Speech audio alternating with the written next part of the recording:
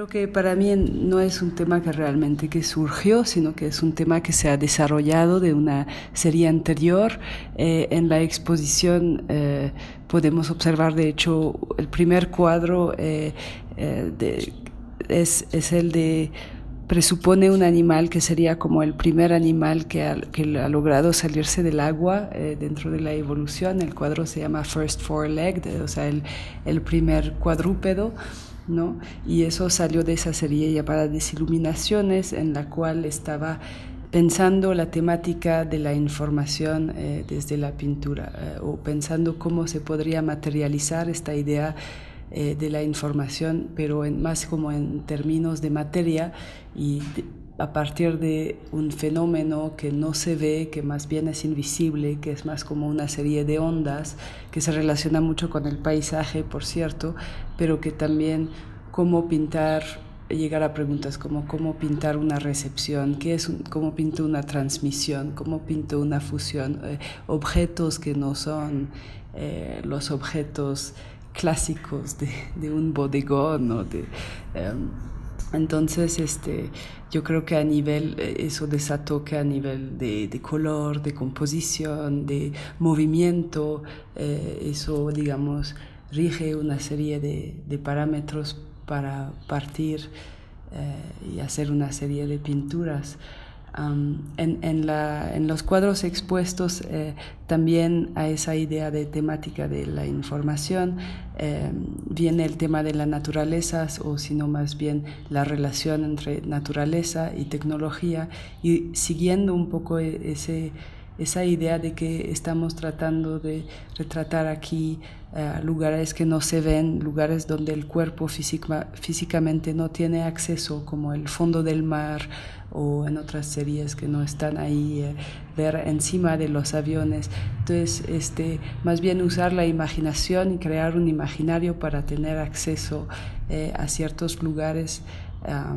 donde se trata más de un fenómeno que atraviesa. Y cuál es la imagen de este fenómeno.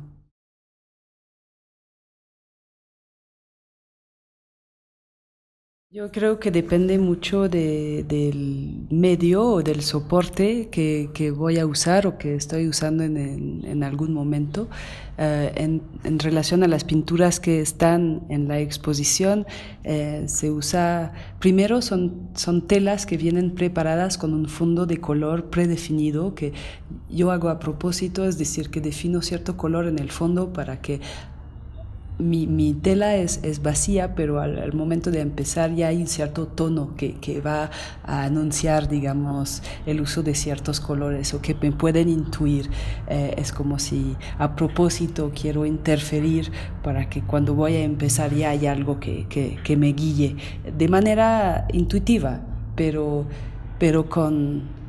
confianza que me indica cierto camino, con el uso de cierto color. Y las pinturas presentes en la exposición también usan una técnica que se llama acryl gouache,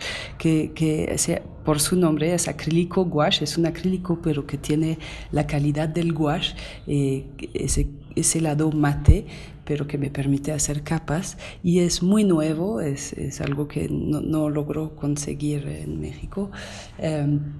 pero demuestra también esa relación que hay entre la industria del color y el color mismo, ¿no? O sea, es algo que también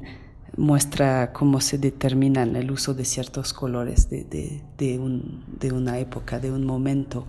Entonces esa relación entre color y tiempo me interesa mucho y la trabajo en otras series, como cuando trabajo Temple de Huevo, que es muy antiguo, o la técnica del fresco, y donde ahí se usan, por ejemplo, totalmente otros colores, porque para empezar el soporte es distinto.